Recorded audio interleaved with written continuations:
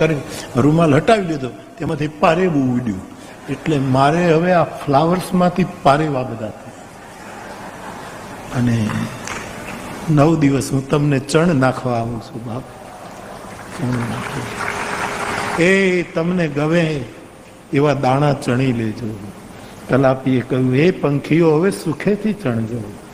એક પક્ષીને મારાથી ઘા થઈ ગયો, ભૂલ થઈ ગઈ, પણ કલાપી કહે છે, એ પંખીડાઓ હવે તમે સુખેથી ચણજો.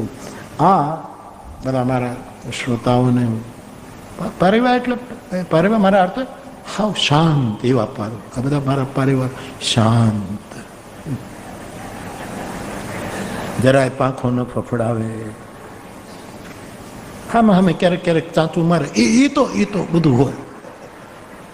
એટલે બાપ, મારે આપની સાથે બહુ કોઈ અઘરી વાત મને આવડે પણ નહીં, મારું ગજું પણ નહીં. પણ અહીંયા તમે મોક્ષ માર્ગી છો, તમે મોક્ષને માનનારા છો. મને ભદ્રાયુભાઈએ બહુ સરસ માહિતી આપી કે બાપુ એનો બધો વિસ્તાર મોક્ષ માર્ગી, જ્ઞાન માર્ગી છે. અને મેં જોયું 2 દિવસ ગઈકાલે ને આજે, કોઈ પણ પગે લાગે છે તો આ મુદ્રામાં પગે લાગે છે, આ મુદ્રામાં પગે લાગે, આ મુદ્રા પગે લાગે. તમે તીર્થવાસી છો બાપ, તમારી પાસેથી ઘણું. તો હું આપની સાથે સંવાદ કરીશ રામકથાના પ્રસંગોને લઈને, અને સાથે સાથે સંવત્સર વિશે હું જે ગુરુ કૃપા અને ગ્રંથોના દ્વારા અને મહાપુરુષોની સાથે બેસીને જે કંઈ હું જે ગુરુ કૃપા અને ગ્રંથોના દ્વારા અને મહાપુરુષોની સાથે બેસીને જે કંઈ સાંભળીને થોડુંક સમજો એ આપની પાસે રજૂ કરીશ. તો કથાનો મૂળ વિષય રહેશે માનસ સંવત્સર. અને એ મૂળ એની સંવત્સરની શરૂઆત તો 1631માં થઈ, રામનવમી સંવત 1631. આજ એને વિધિવત ખોલવામાં આવી રહ્યો છે. તો એ દ્રષ્ટિએ મારા માટે ખાંડાની કથા વધારે યાદગાર રહેશે કે અહીંથી માનસ એક સંવત્સર શરૂ થયો છે એ ખાંડાની કથા. તો આપ સૌને હું મળીશ, આપ બધા જ, મેં બધાને સૂચના આપી દીધી છે, કોઈ પણ હું મળીશ, આપ બધા જ, મેં બધાને સૂચના આપી દીધી છે, કોઈ પણ હું બેઠો હું, કોઈ પણ આવે એને મળવાનું ના નહીં પાડવાનું, એને એમ જ કહેવાનું આવો મળાવી દઉં. પછી મારે એને બેસાડવા ન બેસાડવા એ હું સંભાળી લઈશ. તમારે હસતા હસતા બધાને આવવા દેવાનું.